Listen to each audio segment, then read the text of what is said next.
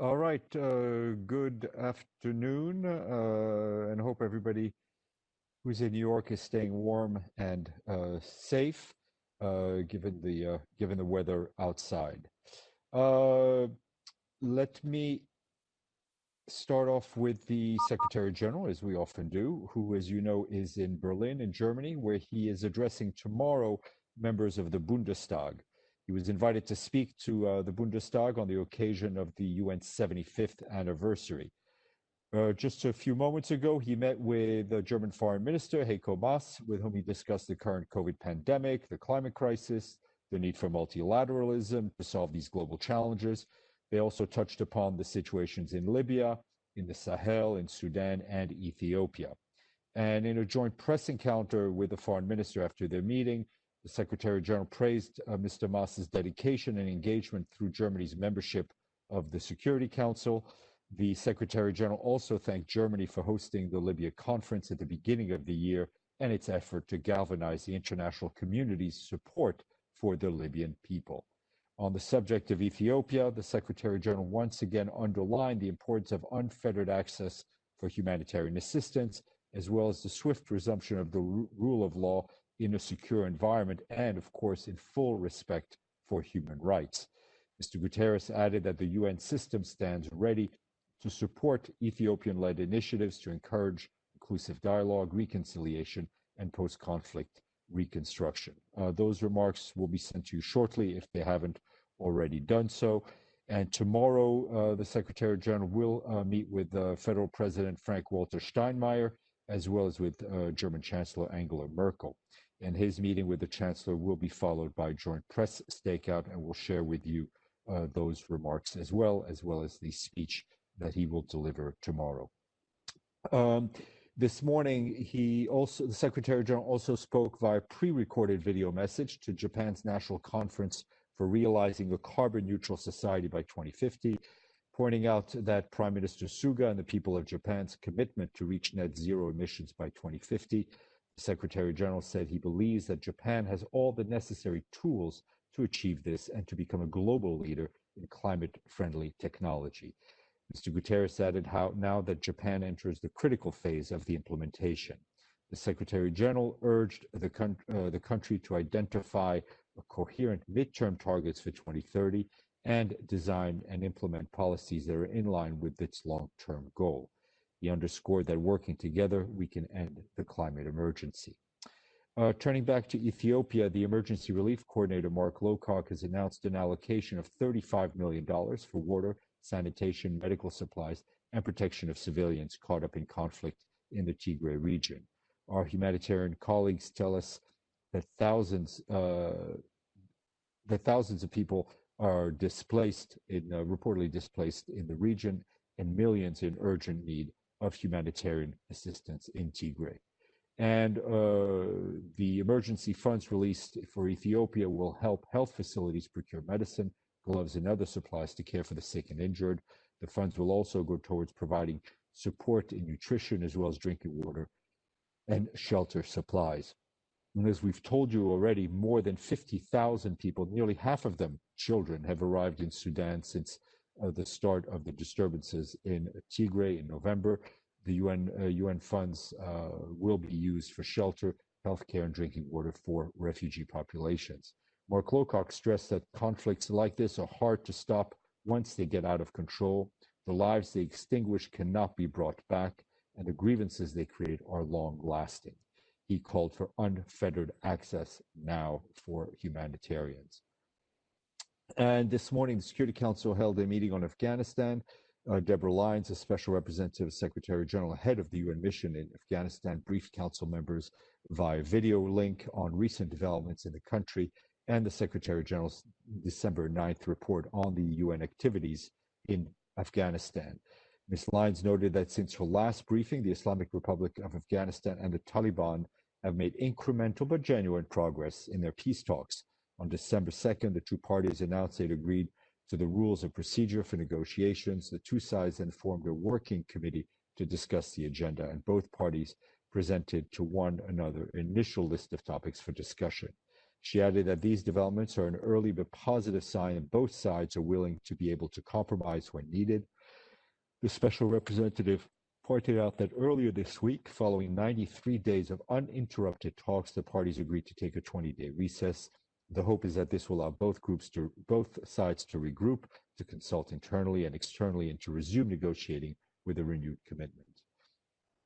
Turning to Zimbabwe, our friends in Rome at the World Food Programme today appealed for an additional $204 million to support over 4 million of the most food insecure people in the country for the next 6 months.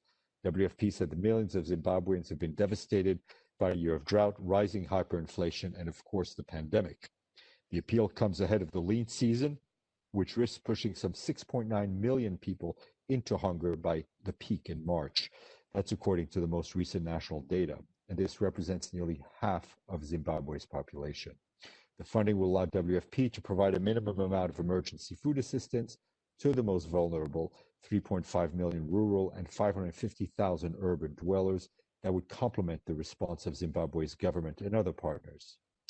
And a survey released by the UN Refugee Agency and the UN Children's Fund shows that death threats, gang recruitment, extortion, and other forms of targeted violence are driving more families in Northern Central America to flee their homes and seek safety in other countries. Nearly 20% of more than 3,100 interviewees migrating in family units identified violence as the main reason behind their decision to leave communities. UNHCR and UNICEF noted that these findings help explain the dynamic behind the alarming 456% rise in family units apprehended at the southern border of the US last year. This number has soared from nearly 70,800 families in 2018 to more than 432,000 in 2019.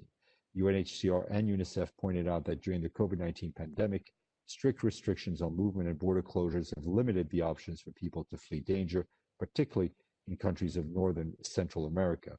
At the same time, many forms of violence and persecutions have continued and in some instances worsened during confinement. And a quick update to what we told you about yesterday, which is Tropical Cyclone Yasa and Fiji, where it made landfall today. National authorities have declared a state of natural disaster, and nationwide curfew is in effect until tomorrow. Approximately 73,000 people are potentially exposed to widespread wind damage.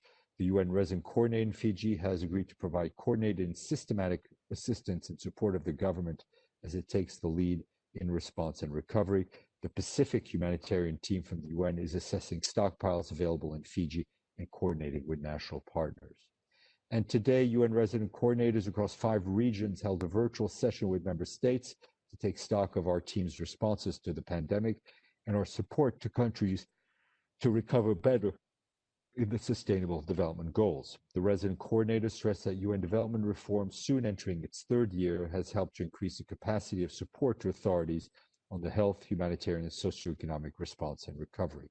Across regions, the resident coordinator highlighted the ways COVID-19 has brought the UN even closer to speed up even closer together to speed up sustainable development in emergency mode. And lastly, I just want to flag a statement that was issued by the resident coordinator in Tunisia to mark the 10th anniversary of the revolution in Tunisia. The resident coordinator, Arnaud Peral, congratulated the country's people and government, adding that efforts to anchor Tunisia's democratic transition are more than ever at the heart of the UN support. He added that the country has made significant efforts over the past decade to reform its legislative framework, build capacity in all sectors of economy, social and education and cultural life, and to implement investment and development programs. The UN has endeavored to contribute to this progress, Mr. Peral said in the statement. As the pandemic brings additional challenges on Tunisia and its people, the resident coordinator reiterated the UN's commitment to continue to support the country in the path of full realization of a peaceful, prosperous, and equitable, inclusive society that leaves no one behind. All right, let's see if you have any questions. Thank you, Maria, for complimenting our Christmas tree. And I'll take a question from Iftikhar. Thank you, Steph. Does the Secretary-General concur with the views expressed by IAEA chief in an interview with CBS that the world has become a more dangerous place, partly because of President Trump's policies, and he urged President-elect Biden to return to the Iran nuclear deal. Look, it's not for the Secretary General to validate or not validate the comments of this agency head. What I can tell you is that the Secretary General has always called for all parties to the JCPOA to support the program, and that he's always felt that JCPOA was a major diplomatic achievement that should be constantly supported. Mr. Vacara.